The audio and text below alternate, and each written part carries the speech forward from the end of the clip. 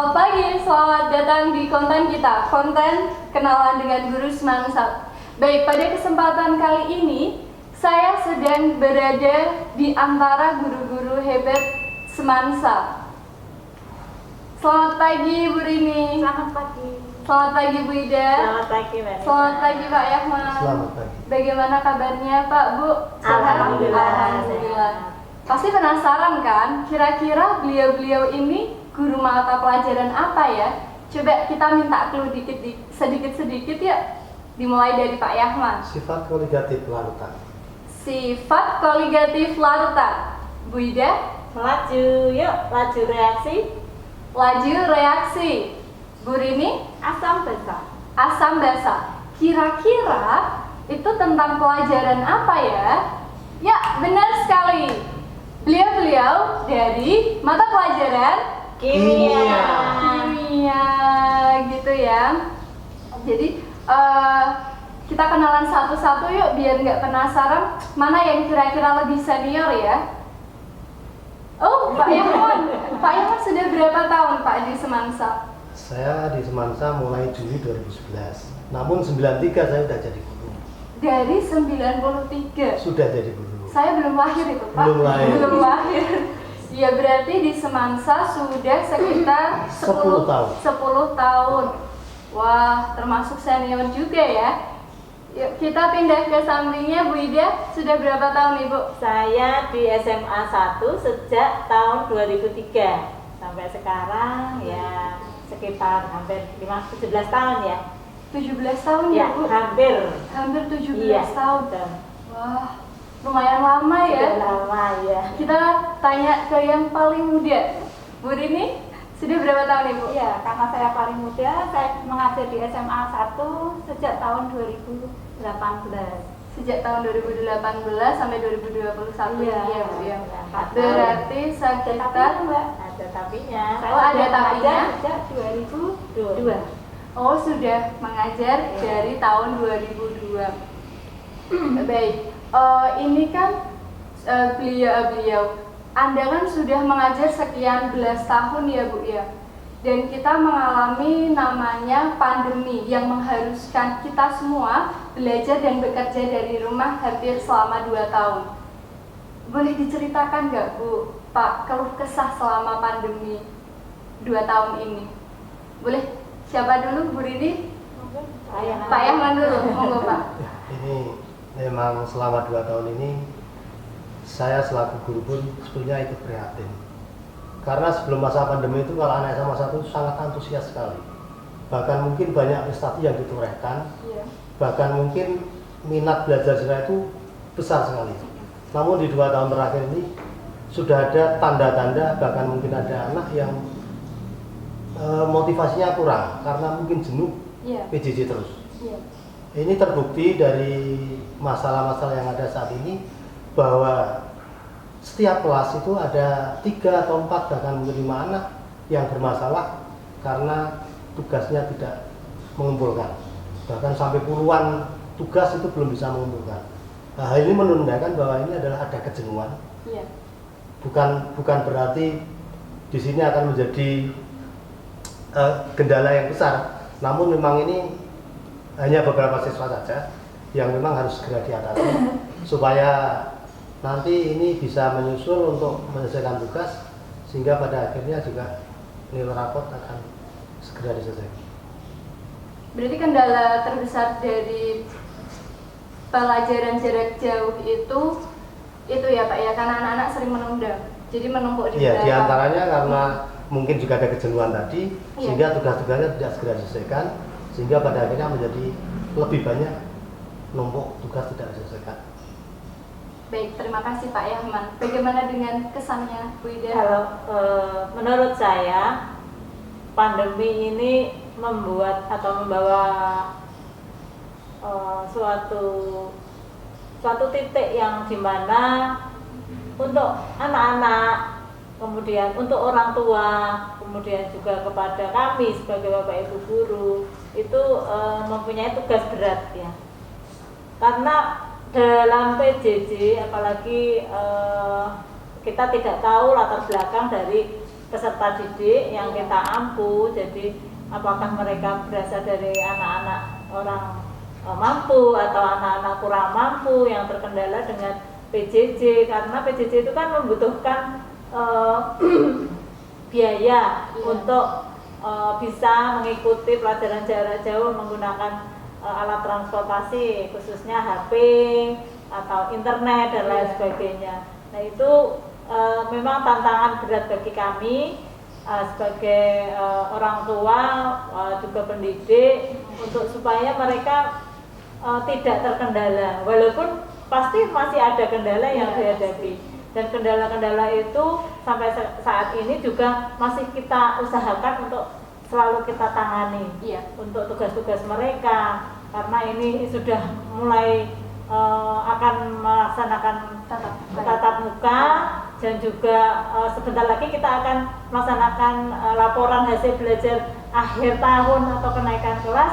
Tentunya kita harus segera menyelesaikan masalah yang terjadi pada anak-anak yang khususnya itu masih banyak yang belum mengumpulkan tugas. Jadi selama PJJ ya kendala tetap ada, tapi kita harus tetap berusaha untuk bisa mengatasi masalah tersebut. Begitu. Baik, terima kasih Bu Ida. Untuk Bu Rini, untuk pesannya pandemi kemarin bagaimana Bu selama ini? Untuk pandemi ini saya ambil sisi positifnya saja ya Bu saya. Jadi dengan adanya pandemi ini otomatis kita semua akan belajar mengenai teknologi. Jadi secara tidak langsung kita akan melakukan pembelajaran lewat jarak jauh, walaupun tatap muka tapi jarak jauh, pakai kita Zoom, bisa menggunakan Zoom. Kemudian untuk para siswa juga nanti akan belajar lebih disiplin. Jadi pada saat gurunya melakukan Zoom, maka para siswa harus hadir mengikuti. Jadi walaupun kita tidak bertatap muka secara langsung, kita tetap bisa berkomunikasi. Jadi positifnya di situ. Iya, jadi tetap ada sisi positifnya.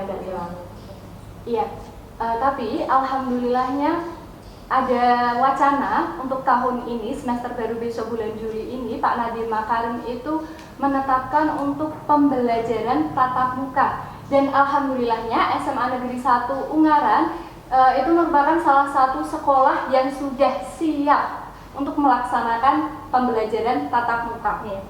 Nah, berkaitan dengan wacana tersebut, kira-kira menurut Bu Rini, Bu Ida, Pak Yahman, itu bagaimana Pak Bu persiapannya dan juga kesiapan dari pihak sekolahnya?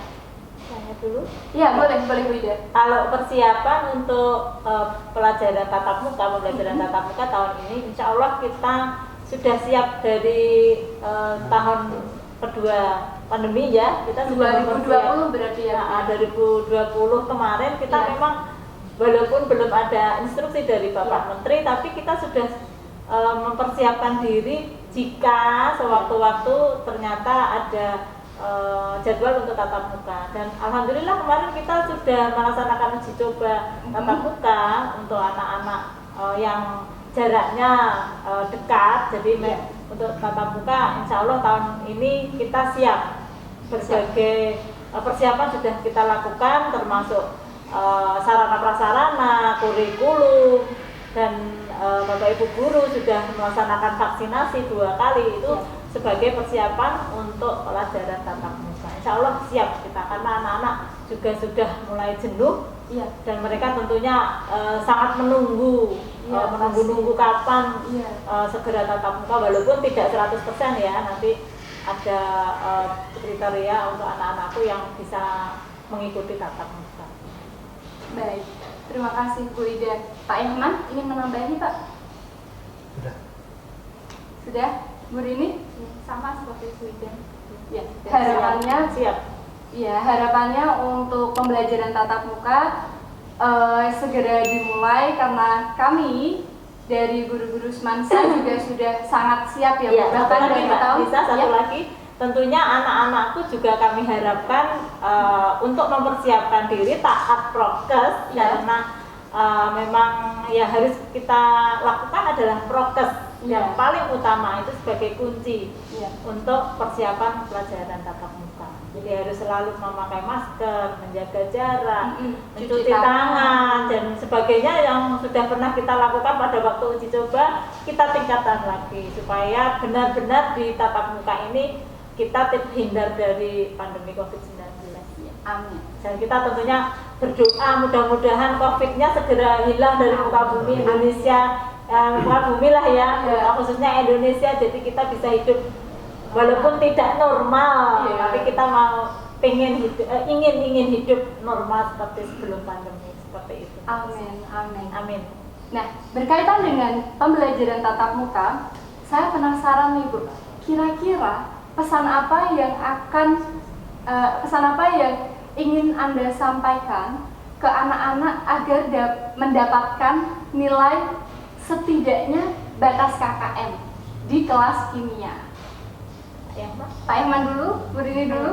Ya, Bu Rini. Jadi begini anak-anak, langsung ke anak-anak ya Mbak. Iya, iya. Jadi untuk nilai itu tidak didapatkan ya, tapi itu hasil dari kerja kalian sendiri.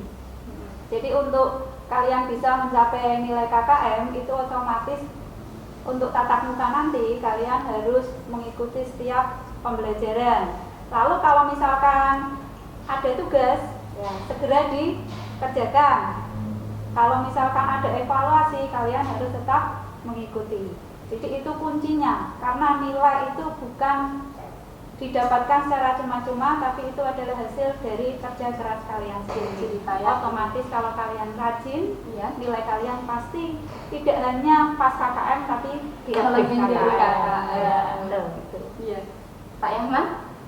Ya, untuk kegiatan BTM yang akan datang kemungkinan kan juga tidak 100%, barangkali mungkin satu minggu itu masuknya mungkin 3 kali saja.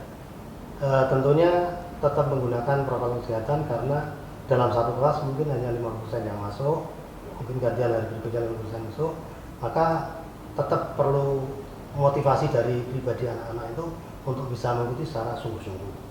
Sudah lumayan bisa PTM, sehingga dengan PTM setidaknya ada penjelasan langsung dari guru, tidak hanya lewat mungkin jarak jauh, tapi kan bisa bertanya langsung di kelas. Jadi perlu sungguh-sungguh dan dimanfaatkan betul untuk PTM itu. Wah, jadi nggak sabar ya buat tatap muka. Baik, terima kasih atas waktunya telah hadir di sini, Sama-sama, Bu Rini, Bu Mbak Ida, Pak Yahman. Jadi nggak sabar nih ya, Pak Iya, Bu. betul. Iya. Sekian dari kami. Terima kasih dan sampai jumpa di Semansa. Sampai jumpa.